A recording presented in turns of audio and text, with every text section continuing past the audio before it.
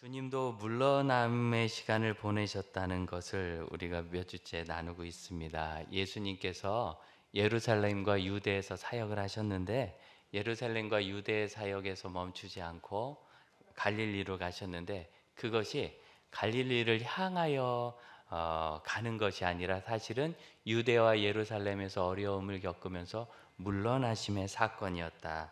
우리가 그렇게 이야기를 나눴습니다.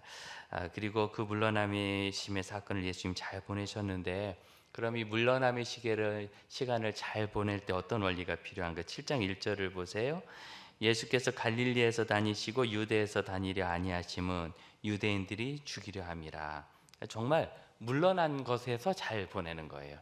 그러니까 물러나 있을 때는 그냥 잘 물러나야지 거기서 뭐 이런 거 저런 거 다른 거 고민하면은 시간을 잘 사용하는 데서 어려움을 겪습니다. 물러남의 시간을 잘 보낸다. 지금 한국 교회가 예배 잘 못하고 또 사역 다 중단하고 이 교회만 그렇습니까? 이 사회도 그렇잖아요. 사회 지금 모든 것이 다 중단돼 있어요. 친구도 학교도 물론 뒤로 학원은 다 가지만 어쨌든 공식적으로 학교도 그 다음에 경제 활동, 여행 모든 것이 지금 다 중단되고 있죠. 그런데 중단 안 되는 게 있는데 여전히 분노하고 싸우고 편가르는 건 중단이 안 돼서 한 집안에 좁은 집안에 격리되어서 오래 있다 보니까 자기들끼리 싸워가지고 뭐 형제간에 칼부림이 났다는 소리도 듣고 참 끔찍합니다. 그러니까 물러남의 시간을 잘 보내려면 우리가 조심해야 될 게 있는데요. 우리 자신이 부정적으로 되는 것을 많이 피해야 됩니다. 9절을 한번 보시겠어요? 이 말씀을 하시고 갈릴리에 머물러 계시니라. 이 말씀을 하셨다는 건 뭐냐면 8절 너희는 명절에 올라가라. 내 때가 아직 차지 못하였으니 나는 이 명절에 아직은 올라가지 않겠다라고 돼 있어요. 왜 그러냐면 형제들이 3절 4절 보면 당신이 지금 하는 일을 예루살렘에 가서도 좀 하세요. 사람들이 알게 제자들도 얻게 증명을 좀 해보세요. 그런 이야기를 했어요. 그 이유는 5절 형제들도 예수를 어떤 구세주로 하나님의 아들로 그의 구세주 되심을 믿지 않기 때문이다. 그럼 예수님의 어머니 아버지 마리아와 요셉은 예수님이 마리아가 아직 결혼하지 않았을 때 하나님의 성령으로 잉태하시고 그리고 출산한 이후에는 두 분이 결혼을 하셨어요. 그래서 밑으로 동생들이 있는데 복음서에는 적어도 4명의 남자 동생과 또 다수의 여동생들이 있었다. 유대인들은 지금도 뭐 6, 7 낳았는데 그때 아마 더 낳았을 것 같아요. 어쨌든 그렇게 형제들이 많이 있었어요. 그런 동생들이 형님을 믿지 못하는 거예요. 여러분 생각해 보세요. 정보로 이야기하면 예수님께서 하시는 그 놀라운 교훈과 또 기적을 형제들이 몰랐을까요? 한 집안 식구인데 못 봤을까요? 봤겠죠. 본 것뿐이겠어요. 소식은 또 얼마나 많이 들어요? 아니 당신 형님이 이번에 그런 일 하셨다는데 들었어요? 오병이어의 현장에 있었는지 없었는지 모르겠지만 그 소문도 다 들었을 거예요. 지금 이 형제들이 정보가 없어서 그런 것이 아니에요. 다만 형이라서 더 못 믿는 거예요. 남이었던 제자들은 지금 12명이나 예수님을 따르고 있는 형편인데 오히려 형제들은 아직도 못 믿어요. 이것이 예수님 사역 초기가 아닙니다. 여러분 이 일은 언제 있었던 거냐면 예수님께서 약 30여 년 전에 30여 년 동안에 사생애 자기 집안에서 부모님과 함께 사시고 그리고 30살쯤 되어서 활동을 하신 다음에 3년에서 3년 반으로 예상되는 기간을 공적 생애를 사시고 복음을 전하시다가 십자가에 죽고 부활하심으로 구원을 이루시거든요. 이 일은 그 마지막 5개월, 6개월쯤에 일어난 일이에요. 그러니까 이미 사역을 한 3년 하신 다음에요. 그런데도 아직 형제들이 예수님을 믿지 못해요. 이런 일에 대해서 예수님은 이런 상황을 잘 이겨내고 극복하고 자신의 사명을 하시고 중요한 거 이겁니다. 허세나 사람들에게 뭔가 내가 인정받으려고 하는 그런 정당하려고 하는 의지 이런 것이 없었어요. 이게 무슨 소리냐면 여러분 어떤지 모르겠지만 저는 이것이 옳다는 것을 증명하는 것을 굉장히 좋아합니다. 제가 가끔 설교를 듣다가 제가 했던 설교를 들으면서 좀 회개할 때 있어요. 너무 이 성경 말씀이 무엇인지를 증명해내려고 앞으로 뒤로 왔다 갔다 하는데 그랬다가 우리 성도들이 마스크도 쓰고 어지러운데 토하지 않을까, 좀 죄송하다 그런 생각을 합니다. 성경 안에 있는 무엇을 이야기해도 이것이 분명히 무엇을 말하는가 분명히 증명하는 게 저한테는 굉장히 중요하고, 우리의 사역이나 삶에 있어서도 그러거든요. 만일 제가 예수님이었다면 그래 한번 가자, 내가 거기 가서 보여줄게, 이러지 않았을까 싶어요. 이거는 사실은 허세지요. 왜 허세냐면 정말 그런 사람은 굳이 증명할 필요가 없어요. 그냥 시간이 지나면서 말해주고 때가 되면 아니까. 10절을 보면 예수님은 안 가시진 않았어요. 형제들이 명절에 올라간 후에 자기도 올라가시니 조용히 올라가셔서 조용히 활동을 하셨습니다. 예수님도 가시긴 가시는데 증명하기 위해서 가지 않으셨다라는 게 이 본문의 키포인트입니다. 예수님이 이 세상에 오신 목적에서 이탈하지 않고 물러서는 중에 이제는 예루살렘을 향하여 다가가고 있습니다. 물러섬은 그냥 도망가서 내빼서 끝나는 것이 아니고요, 다시 다가가기 위한 잠시의 과정일 뿐이에요.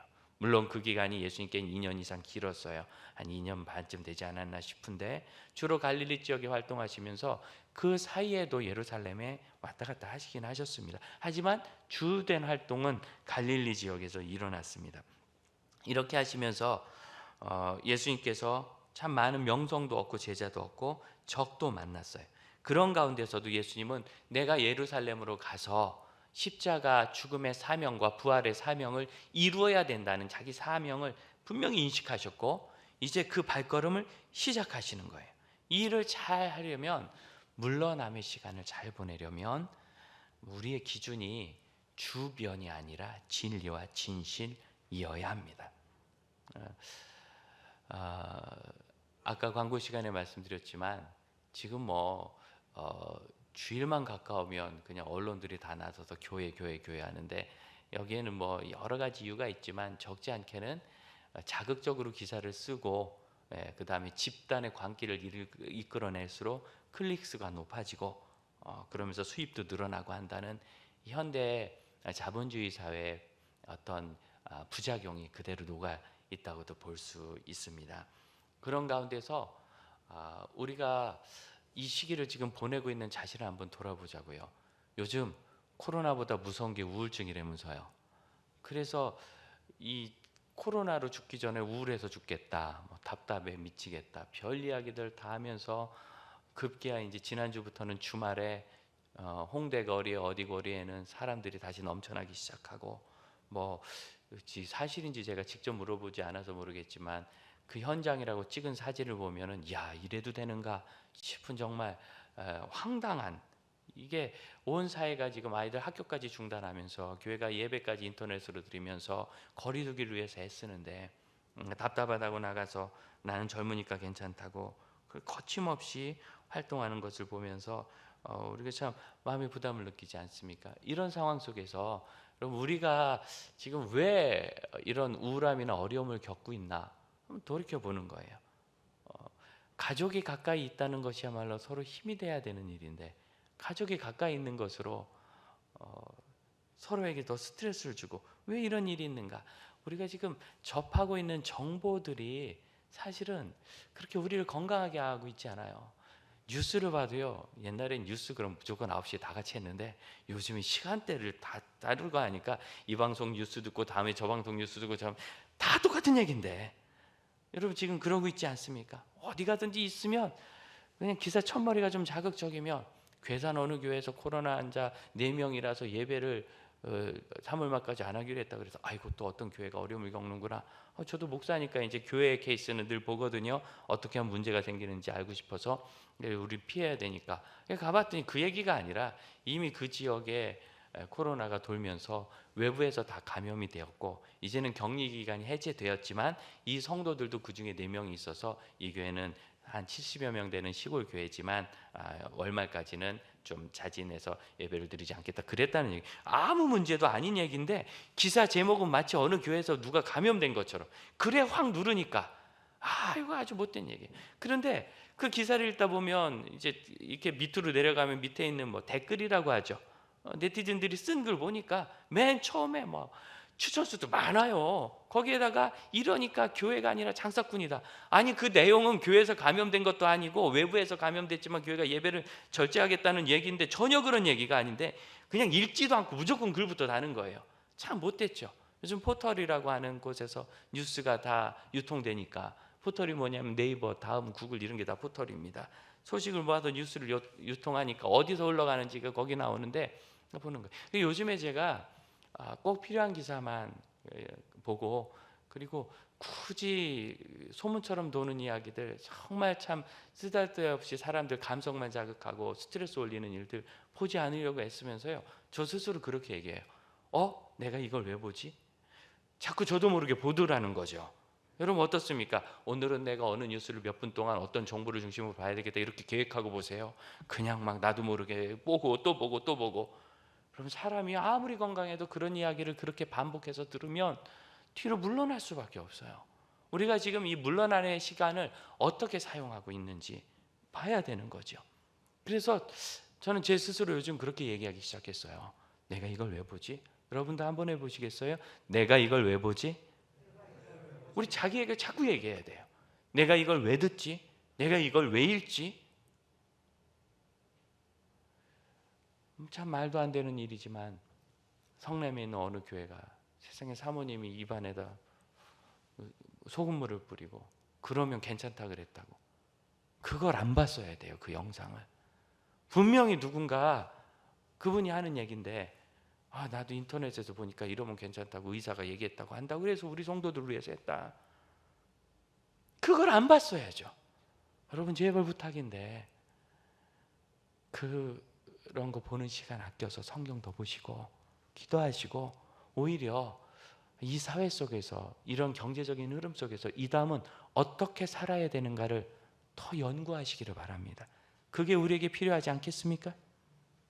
내가 이걸 왜 보지? 내가 이걸 왜 듣지?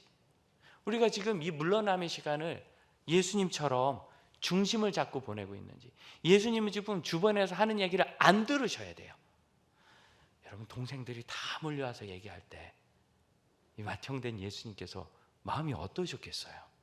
근데 예수님 그걸 정확하게 거절하세요. 아직 내 때가 되지 않았다. 안 가겠다는 건 아니에요. 너희들과 가진 않겠다. 여기서 우리는 예수님께서 예루살렘으로 갈 때 이 모든 상황을 한번 좀 생각해 볼 필요도 있어요. 예수님은 이렇게 안 간다고 하시고 그 다음에 또 가셨어요. 그럼 이거 예수님이 속이신 것인가? 이렇게 보면 안 됩니다. 예수님 안 간다고 가셨네? 성경이 이거 이런 말 쓰면 안 되지 않는가? 이런 건 초보 신앙이에요. 성경이 이렇게 썼다는 거 아무 문제 없다는 뜻입니다. 그러면 과연 이것은 어떤 것을 보여주고 있는가를 읽기 시작해야 돼요. 무엇을 보여줍니까?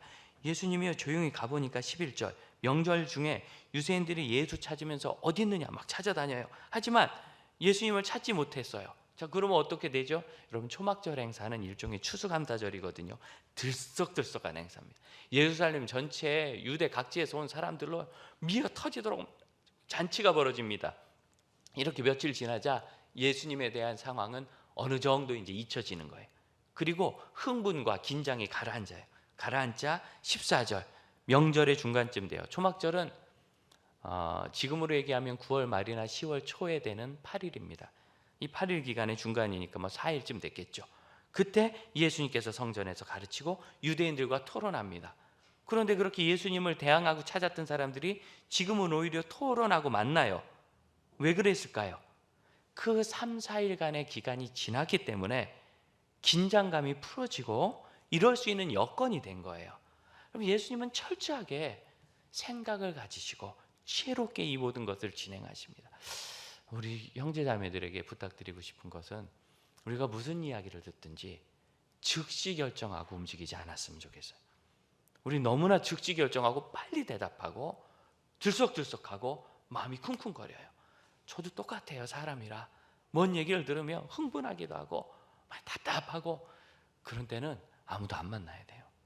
만나면 불평할 수 있으니까. 사실은 시간이 지나서 정보를 천천히 보고, 그럼 사람 안에는 다 선한 뜻이 있지 않겠습니까? 왜 굳이 이런 일이 있었을까? 생각해 보면 그분 입장에서 보면 이해가 돼요. 그분 입장에서 이해하기 싫은 표정들이세요 지금. 그분 입장에서. 여러분 지난 한 주간 또 벌써 우리가 이렇게 심각하게 활동을 중단한 지 벌써 5주가 됐습니다. 어떤 상황이셨습니까? 5주 전에 2주만 예배하지 말고 참아달라고. 그러더니 2주 지나서 또 2주만 참아달라고. 제가 3주 전에 말씀드렸죠. 2주 뒤에 또 두고 보자고. 그랬더니 또 3주를 또 하지 말라고. 왜? 온 사회가 지금 다 오픈되어 있어요. 그런 가운데서 애들 학교 안 보낸다고, 교회가 예배 절제한다고, 이 전염병 상황이 가라앉으냐 말이에요. 본인들도 인정하잖아요. 이거 오래 갈 것 같다고. 그러면 이 상황이 언제 해결됩니까? 미국과 프랑스 쪽에서, 그리고 우리 선교사님 계신 필리핀에서 이번 주부터 예배를 안 하기로 국가 전체가 돼 있다고, 주 전체가 돼 있다고 연락이 왔어요. 그래서 살펴봤어요. 그럼 우리도 그래야 되나? 물론 우리는 지금 이미 인터넷 예배를 하고 있지만, 그걸 봤더니 예배만 중단된 게 아니에요. 약국과 식료품 가게를 제외한 거의 모든 곳이 다 중단되고, 직장은 다 자택근무로 바꾸고, 대중교통은 아주 극소수만 운영하고, 사회 전체를 셧다운 시키는 거예요. 그럼 이게 3주건 한 달이건 2주건 지나서 상황 봐서 다 같이 다시 시작할 수 있는 기회가 있는데, 밖에서는 지금 전염이 계속되고 있는데 교회만 안 한다고 다시 교회가 예배할 시간이 오느냐 말이죠. 우리가 이 모든 상황 속에서 정확하게 판단하고 주의 깊게 대답할 길을 찾으며 예수님처럼 싸우지 말고 잘 설명해야 돼. 그리고 좋은 포지션을 잘 취해야 되고, 현 상황에서 교회가 할 일, 각 가정이 할 일, 그리스도인으로서 내가 예배자로서 어떻게 해야 될지 잘 생각하고 결정해야 합니다. 사람마다 다르고 교회마다 다르고 지역마다 다릅니다. 그 상황과 사회마다 다릅니다. 필리핀 상황 이야기를 듣고 거기 마닐라 도시 전체를 봉쇄해 버렸으니까요. 그게 걱정이 돼 선교사님께 전화를 드렸더니, 안 그래도 이번 주 예배를 한 해 만에 하는 이야기가 돌고 이것도 좀 심상치 않습니다. 거기는 뭐 인터넷 예배할 수 있는 상황도 안 되고, 문서를 준다고 읽을 사람도 많지 않고, 예배를 하지 않으면 어려운 거예요. 그래서 제가 말씀드렸어요. 분명히 거기는 도시 셧다운이 됩니다.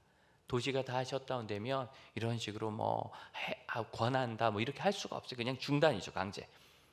틀림없이 생기니까 가정 예배 준비하시라고, 각 가정에서 예배할 수 있도록 어쨌든 지금부터라도 조금이라도 교육시키고 예배 인도할 사람 정해주고 그 가정에 자료를 주시라고. 결국 이렇게 참 중단된 상황이 되었습니다. 이 속에서 우리는 결코 믿지 않는 사람들을 만족시키기 위해서 믿음을 조정해서는 안 됩니다. 그게 아니라 소금이 언제 벌이와 땅에 발 피우죠? 맛을 잃었을 때. 그럼 여러분, 교회의 맛은 뭐예요? 좋은 평가가 교회의 맛인가요?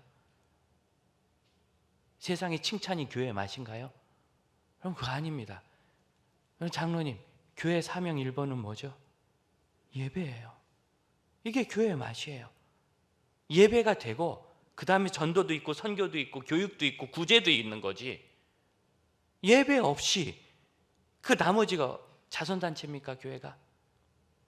어떻게 교회가 예배를 이 상황에 적절하고 사회에 부담 주지 않도록 사람들의 이해와 오해를 불식시키면서 그리고 합당하게 해나갈까? 우리는 굉장히 지혜로워야 합니다. 시간이 지나면요, 그때 교회가 문참 잘 닫았어, 사회 협조 잘해야 돼, 그리고 사람들이 교회 오겠어요? 아니면 그 예배는 급하면 안 할 수도 있는 거 아닌가 하고 더 안 오겠습니까? 여러분, 쉽게 생각하세요. 이 예배 문제는 전도를 위해서 결정할 일이 아니에요. 예배가 바로 서야 그 다음에 무엇도 말할 수 있고 주장도 할 수 있는 것, 이건 상식 아닙니까? 그런데 우리가 어쩌다가 이런 상식적인 것도 혼란을 겪고 있죠. 여론을 보기 때문이에요. 그런데 그 여론이 여론입니까? 여러분, 100명이 10,000번 얘기하면 여론입니까? 전 국민이 5천만 명인데 10,000명이 10,000번 얘기하면 그게 여론입니까? 조작이지요. 지금 그렇게 조작되는 여론을 우리가 보고 있지 않습니까? 정확하게 제가 이걸 왜 보지 합니다. 일부 포털은 아예 들어가질 않으려 합니다. 거기는요 그냥 뭐 정부 관련된 얘기나 정치 관련된 얘기 나오면 표지만 딱 보고 내용과 상관없이 막 자기들 얘기 달고 거기다 어떻게 이렇게 순식간에 추천이 눌러지는지 아무 의미 없어요. 그런 거 의미 없는 거예요. 거꾸로 지금 사회가 스트레스 받고 있는데 지역민들이 스트레스 받든 말든 그 예배가 아니라 데모예요. 그렇게 하는 건. 예배는 하나님을 보고 하나님께 드려야 되는데 스트레스 주고 압박하기 위해서 한다면 여러분 그건 예배가 아닙니다. 평안을 주고 구원을 주어야지요. 소망을 주어야지요. 우리는 분명히 예수님이 하셨던 이 삶 속에서 예수님이 지금 다가서는 일을 시작하는 거예요. 이 초막절에 예루살렘을 향하여 가면서 과거에 때가 되었을 때 예수님이 예루살렘을 떠나 물러나셨던 것을 이제는 이 때를 위함이었어요. 다가서기 시작하는 그 시기를 보는 겁니다. 여러분 이스라엘 절기가 어떻게 되느냐면 초막절이 10월 초쯤에 있어요. 그리고 2달 지나면 12월 초에 수전절이라는 절기가 있습니다. 그리고 그로부터 서너 달 지나면 부활절, 6월절이 옵니다. 그러니까 10월 초에 초막절, 그 다음에 12월 초에 수전절, 10, 11, 12, 1, 2, 3 3월 말 4월 초 계산하면 약 5개월에서 6개월 후에는 예수님 십자가 지시는 거고요. 지금부터 예수님은 집중하여 예루살렘을 향하여 갑니다. 누가복음 9장을 보시면 예수님께서 예루살렘을 향하여 가기로 결정하신 것이 나옵니다. 9장 51절 예수께서 승천하실 기약이 차감해 예루살렘을 향하여 올라가기로 굳게 결심하시고, 혹시 이 절을 굳이 찾으신 분들은 거기에 메모를 하셔도 좋습니다. 초막절, 요한복음 7장 2절 이렇게 메모를 해두시면 나중에 성경의 시기를 알 때 도움이 돼요. 여러분 이 누가복음 9장 비교적 누가복음의 전반부 쪽에 나오니까 이 사건이 예수님 생애 초기 같지만 전체적으로 요한복음과 비교를 해보면 이게 요한복음 7장에 있는 예수님의 생애 마지막쯤에 예루살렘으로 올라가는 그 사건이에요. 그래서 예루살렘으로 올라가기로 굳게 결심하셨다. 보이시죠? 이거는요 마음을 흔들리지 않고 정했다는 뜻이에요. 그리고 나서 52절부터 보면 제자들을 보내며 사마리아로 가려고 하는데 거절을 당하십니다. 자, 여기서 누구와 함께 가신 거죠? 제자들과 함께 가신 거예요. 누구와 함께 안 가셨죠? 형제들과 함께 안 가셨어요. 불신자들과 가지 않고 성도들, 제자들과 함께 예수님이 지금 가고 계세요. 이게 사역입니다. 그럼 어떻게 사역의 대상들과 함께 우리가 일을 해나가요? 돕고 섬길 수는 있지만 사역의 대상들과 함께 예배를 의논할 수는 없는 거예요. 신앙을 이해하고 말씀을 이해하고 교회 본질을 이해하는 사람들이 예배를 의논하는 것이 맞지 않습니까? 물러남의 시기에 다가섬의 삶을 산다는 것은 마음을 굳게 정하는 겁니다. 그래서 예수님은 이 초막절에 예루살렘을 도착할 수 있었어요. 자, 여기 한번 보시면 이 지점이 갈릴리라고 봤을 때 요쯤이 예루살렘입니다. 그러면 유대인들은 갈릴리에서 예루살렘으로 갈 때 요단강을 동편으로 건너서 내려와서 다시 요단강을 서편으로 건너서 여기서 여기까지 이틀 길이거든요. 예루살렘을 향하여 갑니다. 그러니까 여기서 여기 이틀, 여기서 여기 이틀, 4일 이상이 더 걸려요. 근데 예수님은 이 중간이 사마리아예요. 사마리아 이방 지역이라고 유대인들 가지 않는데 예수님은 사마리아를 통과해서 가신 거예요. 동네는 못 들어가셨지만 그 지역 길로는 가신 거예요. 여기에 대로가 있거든요. 이 길로 쭉 내려가면 120km쯤 됩니다. 이렇게 돌아가면 160km쯤 됩니다. 훨씬 먼 거리. 이렇게 해서 그리고 여러 가지 과정 때문에 시간이 훨씬 더 많이 걸립니다.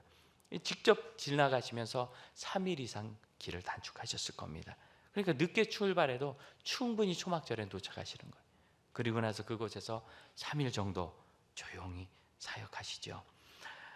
우리는 여기서 다가섬의 삶을 사는 원리들을 이제 바라보는데 조용히 가셨다는 것에서 여러분 그럼 3일 동안 예수님은 뭐 하셨을까요? 3일 동안 전도도 안 하셨고 하나님 말씀도 안 가르쳤어요. 예루살렘 많이 와보신 곳입니다. 뭐 한나절이면 다 돌아봅니다. 구경 다니신 것도 아니에요. 왜 가셨겠어요? 뭐 하셨겠어요?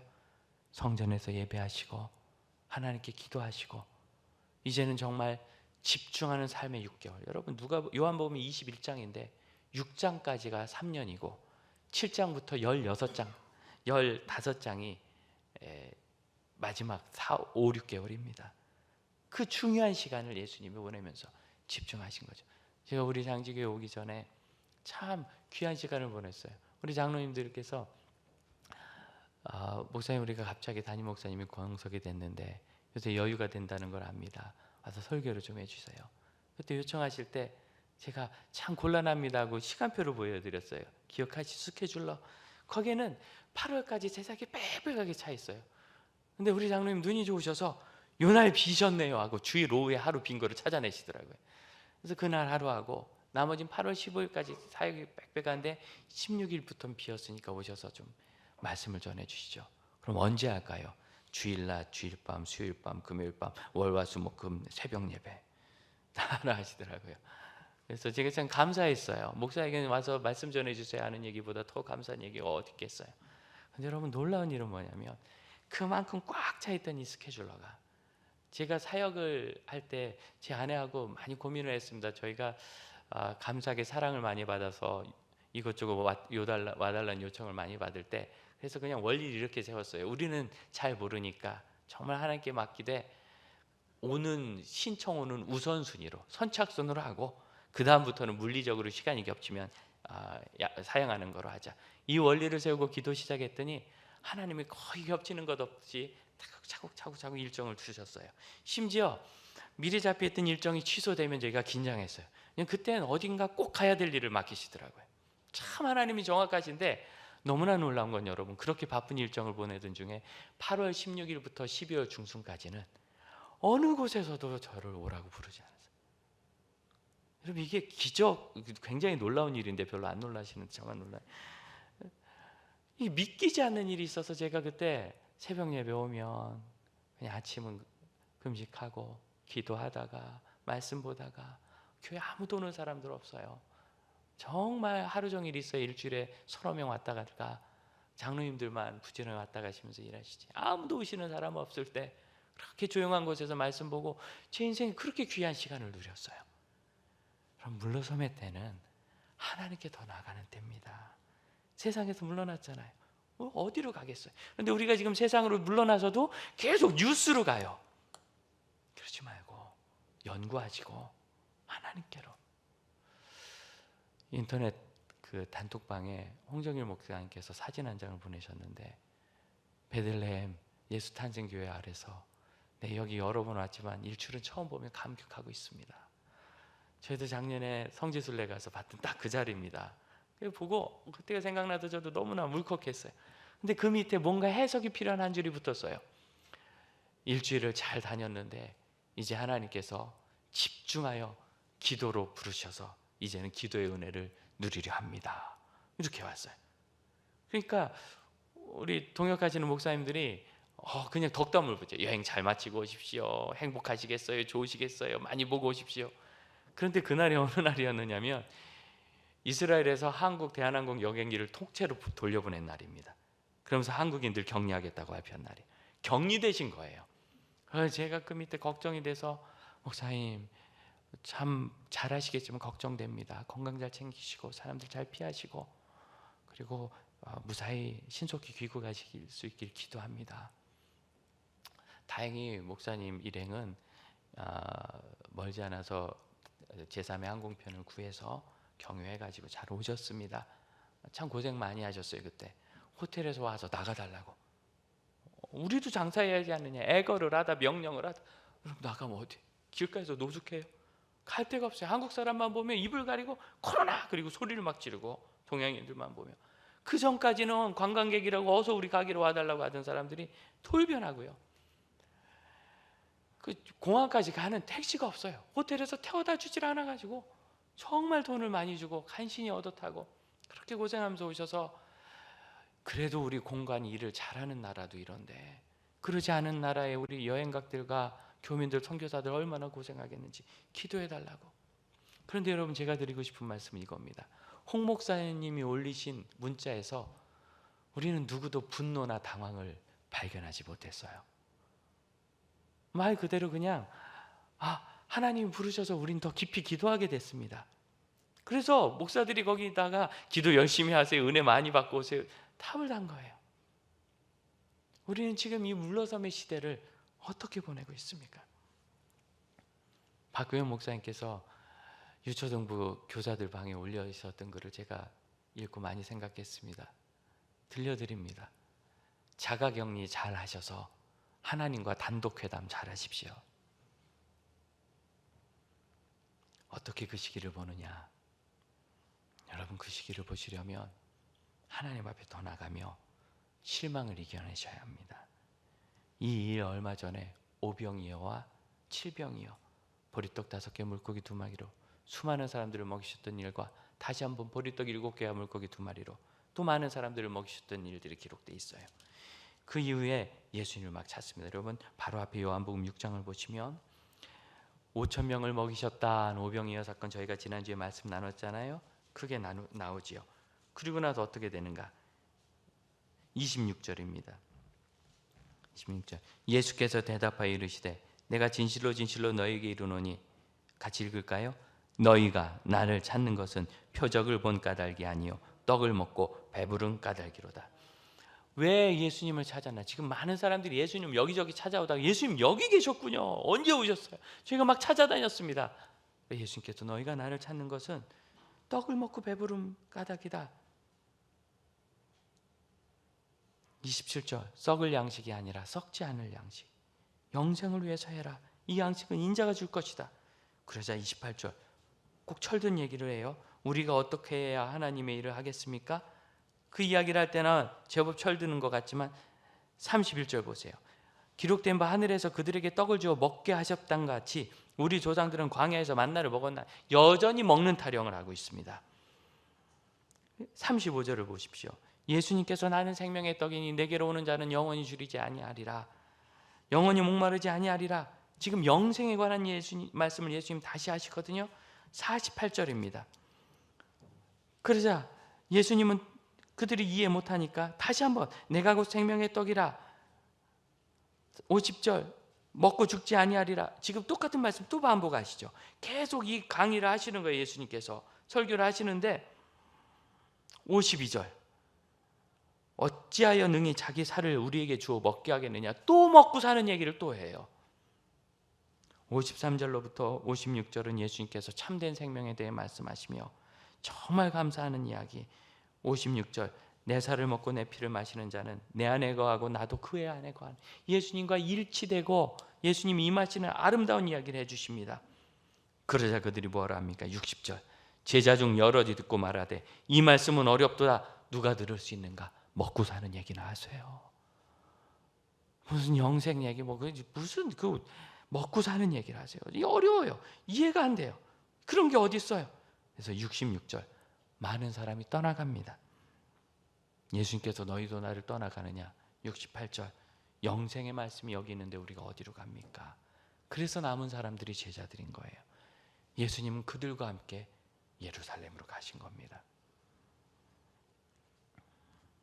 실망을 이겨내야 돼요. 얼마나 실망스럽습니까? 예수님 그렇게 찾는데 결국은 떡 먹으려고. 그런 게 신기한 게 좋아서. 여러분, 오병이어 때 떡만 있었던 거 아니에요. 우리가 지난주에 살폈죠? 말씀 전해주시고 병자를 고치시고 또 말씀 전하시고 귀신을 쫓아내시고 말씀 전하시고 또 하루 종일 이런 식으로 하면 그 이단도 변화되겠네. 그 하루 종일 경험하고요. 떡은 마지막에 한 번 먹었어요. 그런데 하루 종일 들은 말씀과 예수님이 하신 일은 다 사라지고 떡만 남아요. 여러분, 이것이 우리입니다. 굉장히 기도 많이 하고 말씀으로 잘 무장된 것 같지만 5주 이만에 마음이 답답하고, 저는 이 과정을 통하여 이 시련을 이겨내며 교회의 본질을 회복하는 일이 되리라 생각합니다. 교회가 이권을 가지고 싸웠던 적도 있고, 한국교회 역사상 장지교회는 안 그랬지만 우리 이권 자체가 없었으니까 권한을 가지고 물질 때문에 다퉜던 적도 있습니다. 근데 그땐 분노와 원망이 일어났습니다. 근데 지금은 회개가 일어나고 주님 앞에 아기처럼 돼요. 여러분이 그래서 답답해하면서 회개하고 울고 회복을 기다리며 순전해지지요. 이것이 교회의 본질이란 뜻이에요. 예배, 공동체. 지난 주간에도 한 성도가 갑자기 전화 와서 목사님 너무 생각나서 지나가다 들리고 싶은데 20분 후에 딱 5분만 뵈면 어때요? 50분은 안 돼요. 오세요.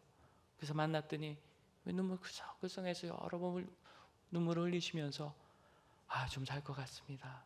이렇게 어려운지 저는 몰랐습니다. 목사님 무사하시네요. 제가 어떨 줄 알고 무사하지요. 그 어린아이 같이 되는 것, 이게 교회 본질이지요. 그러기까지 우리는 정말 많은 실망을 이겨내야 합니다. 예수님은 실망을 이겨냈을 때 참기만 하신 게 아니라요, 누가복음 9장 이후로는 예수님께서 그 5, 6개월 사역하시면서 제자들을 다시 파송하시고 사역을 하신 것, 그리고 요한복음에는 여러 가지 사역 후에 정말 중요한 요한복음 10장에 선한 목자 이야기가 나옵니다. 10장 10절, 나는 선한 목자라. 선한 목자는 양들을 위하여 목숨을 버리거니와. 그렇게 실패하고 넘어지는 사람들을 얼마나 사랑하셨는지요. 결국 예수님의 동생들은 예수님의 제자가 되고 낙타무릎이 되도록 기도했다는 그 야고보서의 야고보가 예수님의 동생입니다. 믿지 않았지만 돌이킬 때까지 예수님 그 사랑과 은혜 주시는 것을 포기하지 않으십니다. 예수님께서 다가오시는 것은 책망하기 위함이 아니라 은혜를 주기 위함이셨습니다. 여러분, 그 은혜를 아시고 그 선한 목자의 삶을 우리도 살아가야 합니다. 우리도 살아가야 합니다. 일본에 가신 김송 선교사님이 편지를 보내오셨어요. 새 살림살이를 준비해 주셨습니다.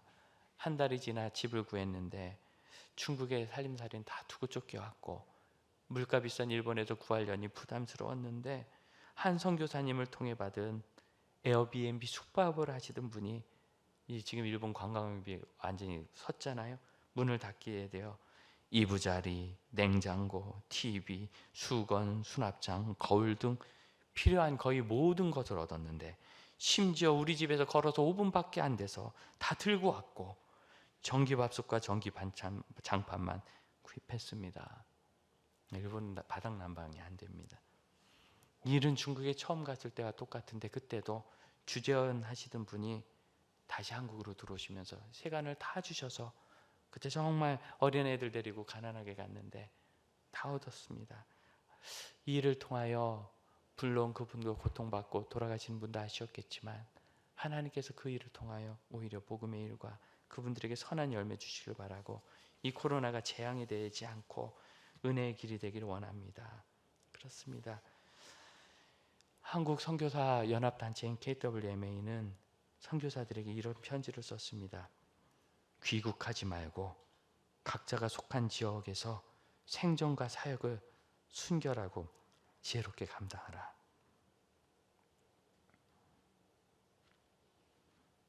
저는 우리 선교사님에게 빨리 전화드렸습니다. 길 막힌다는데 일단 들어오라고. 그랬더니 서선교사님이 목사님 안 들어가도 살 만큼 준비는 해놨습니다. 길어지면 어렵겠지만 여기 있는 게 맞는 것 같습니다. 그럴 줄 알았지요. 여러분, 선교사는 있겠다 그러고 교회는 들어오라 해야 은혜로운 겁니다.